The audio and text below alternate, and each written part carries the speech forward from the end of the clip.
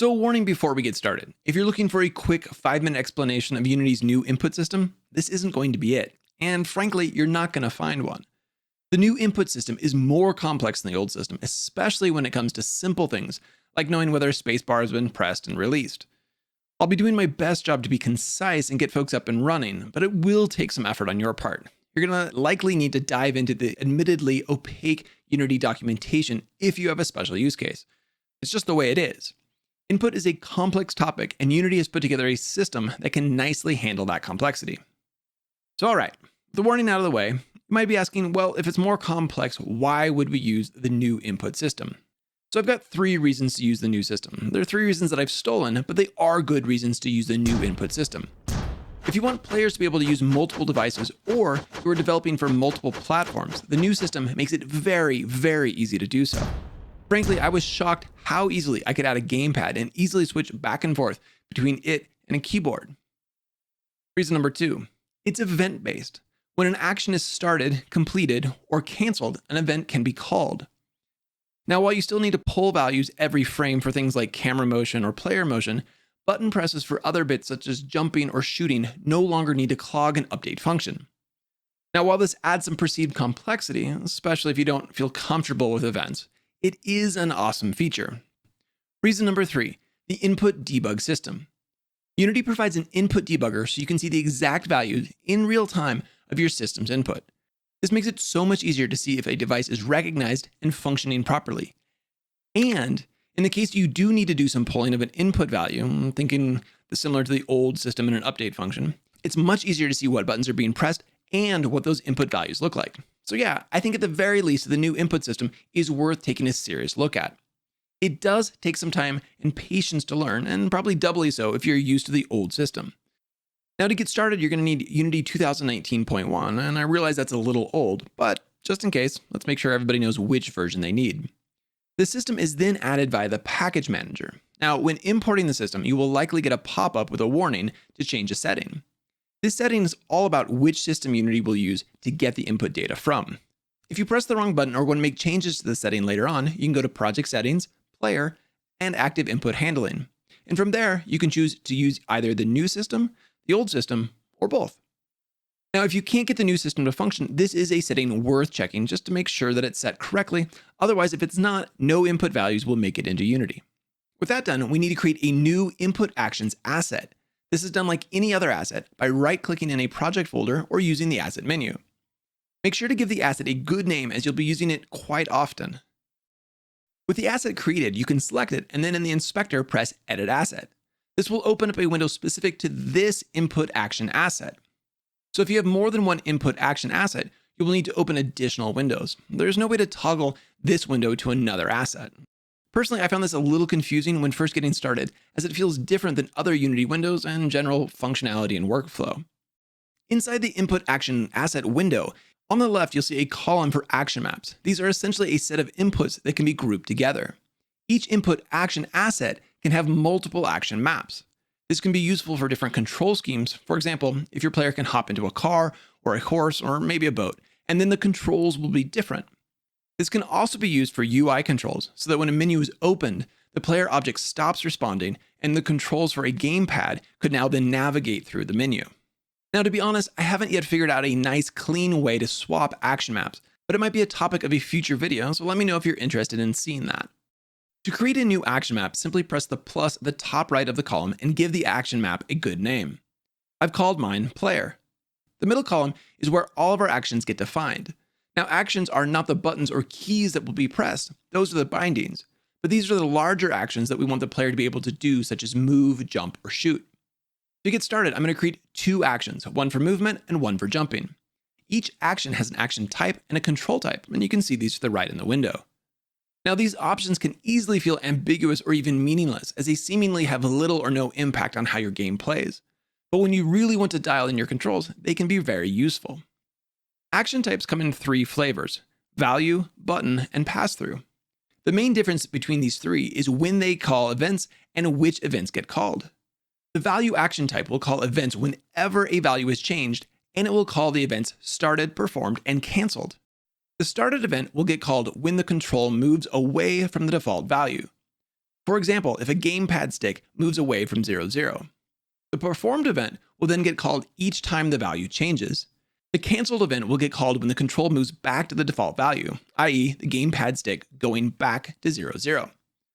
Now, it may seem like this is a good choice for movement. However, the events are only called when the values change, so it won't get called if a player holds down the W key or keeps the gamepad stick in the same position.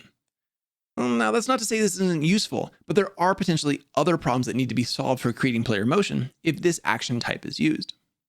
The second action type is the button action type, which will call events based on the state of the button and the interaction assigned to the action itself. These interactions define when the performed and canceled events are called. In the end, the button action type is what you want when events should be called when a button is pressed, released, or held. Now, in my experience, this has covered the majority of my use cases and is what I'll be using throughout this tutorial. The last action type is the pass-through action type, and it's very similar to the value action type. It will call the performed event anytime the control value changes, but it will not call started or canceled. The pass-through action also does not do what Unity calls disambiguation, meaning that if two controls are assigned, Unity won't be smart and try to figure out which one to use. If this sounds like something you might need to know about, check out the Unity documentation. Now, if your head is starting to spin and you're getting lost in the details, that's really fair. This system is far more powerful than the old system, but as a trade-off, there are way more bits and pieces to it. With that said, I'm not going to go too deep into the weeds on interactions, but this is where we can refine or define the behavior a bit more. This is where we can control when the events get invoked. We have options to hold, press, tap, slow tap, and multi-tap. All of these interactions were possible with the old system, but in some cases, they were a bit challenging to realize. Now, for the most part, I found that interactions are fairly self-explanatory with some potentially confusing nuance between tap and slow tap. The documentation, while a bit long, does a great job of clarifying some of that nuance. So let's move on down to processors, which is our next option. Sometimes you're going to want to make adjustments to the input values, such as scaling or normalizing vectors. And essentially, processors, what they're doing for you is doing some math with the input values before events are called and those values are sent out. They aren't terribly complex, but they are going to be very use case specific. Now that we have our actions set up, we need to add bindings. These are the actual inputs from the player. Think key presses or gamepad stick movements. I'm going to create bindings for both the keyboard and a gamepad for all the controls. This is a small amount of extra work, but once we get to the code, the inputs will be handled the same, which is really, really powerful. The first binding will be for the keyboard to use the WASD keys for movement. We need to add a 2D vector composite to do this. And we'll find this option by right-clicking on the movement action. This will then automatically add in 4 new bindings for the 4 directions. It's worth noting that composite bindings essentially allow us to combine multiple inputs to mimic a different input device. For example, the WASD keys are acting the same as a gamepad stick. You may notice that there is a mode option as well, but for our use case, either digital option will work just fine. Notice also that the interactions and processors can be assigned to individual bindings, allowing for more customization. These interactions and processors work the same for bindings as for actions. With the WASD binding created, we then need to assign keys or the input path. We can do this by clicking on what looks like a dropdown next to path. If this dropdown is not present, click the T button, which toggles between the dropdown and typing. You can then select the correct key from the list, or press the listen button and then press the button you are wanting for the binding. And this really couldn't be much easier. The second binding that we're going to create will be for the gamepad. To do this, you can simply click on the plus for the movement action and choose Add Binding. Selecting this binding, you will see options to the right. Once again, you can use the Listen option and move the gamepad stick, but it only allows for one direction of the stick at a time. Now maybe there's a way around this, but I haven't found it. So select any direction with the stick and it will edit the path manually to take in all values from the stick. Once you have a path, click the T button to manually edit the path. From there, we'll remove the direction-specific part of the path, and in my case, this is going to look like gamepad/left stick. With this done, you can click the T button again, and the path should be just the left stick. With the movement bindings done, I'll repeat the process of adding bindings for the jump action, adding in a binding for the spacebar and the south button on the gamepad. Now, Unity has been pretty clever here with the gamepad buttons. Rather than give control specific names, they have cardinal directions so that the south button will work regardless of whether it's on an Xbox or PlayStation controller. With that done, we now have the basic actions and bindings implemented, and we're almost ready to get into the code, but first, we need to make sure the asset is saved. At the top right, there's a Save Asset button, and this has caught me out more than a few times. Make sure you press it to save the changes. There's also an autosave feature, which is great until you generate C# code, which we'll talk about here in a minute. In that case, the autosave tends to make the interface laggy and a bit harder to use. Now, before we dig into our own C# code, it's worth noting that there is a default player controller that comes with the input system. Now, it has its place, but in my opinion, if you've come this far, it's worth digging deeper and learning how to use the input system with your own code. It's also important to know that the input system can communicate by broadcasting messages, drag and drop Unity events, or my preferred method, and the way we're going to do it in this video, is C# events. If you aren't familiar with events, check out my earlier tutorial. They're not an easy thing to wrap your head around at first, but they are hugely powerful, and frankly, they are at the core of implementing this new input system. To get access to the C# events, we first need to generate a C# class for the actions we just created. And thankfully, Unity will do that work for us. In the project folders, select the input action asset that we created at the beginning. Then in the inspector, you should see a toggle labeled Generate C# Class. Toggle this on and press Apply. This should create a new C# script in the same location as the input action asset with the same name, unless you change the default settings.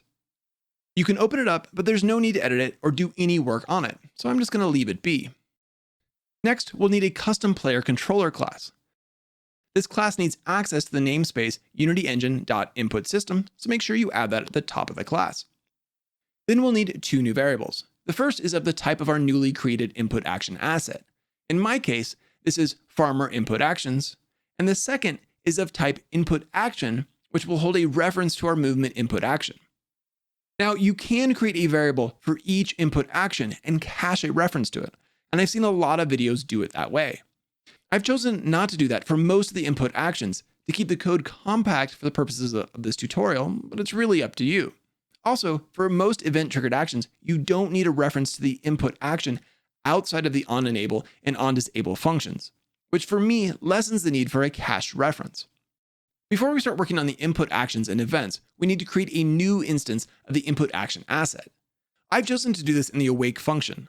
Now, the fact that this player class will have its own instance of the input action asset is important. The input action asset is not static or global, and that's just something to think about as you build the architecture and the underlying framework for your project. Now, with the instance created, we need to wire up the events and enable the input actions, and this is best done in the onEnable function.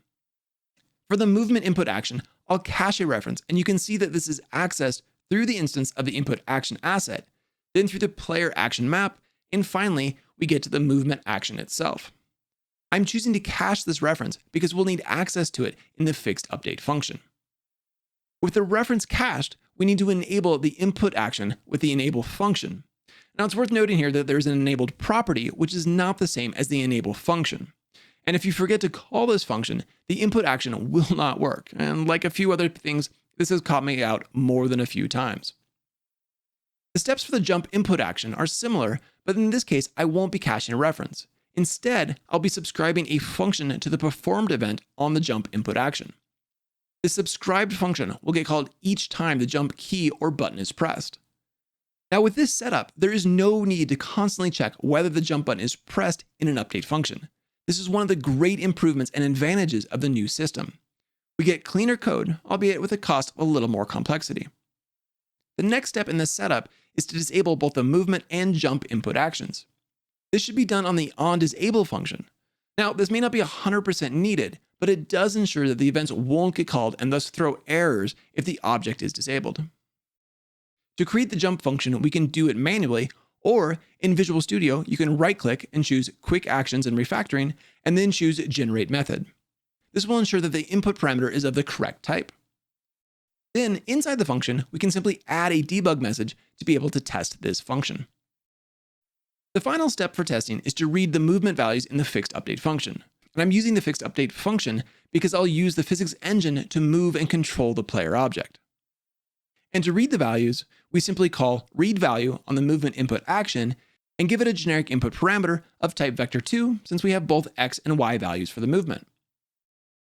At this point, we can test our solution to make sure everything is wired up correctly. To do this, we simply need to put our new player controller class on a game object and go into play mode.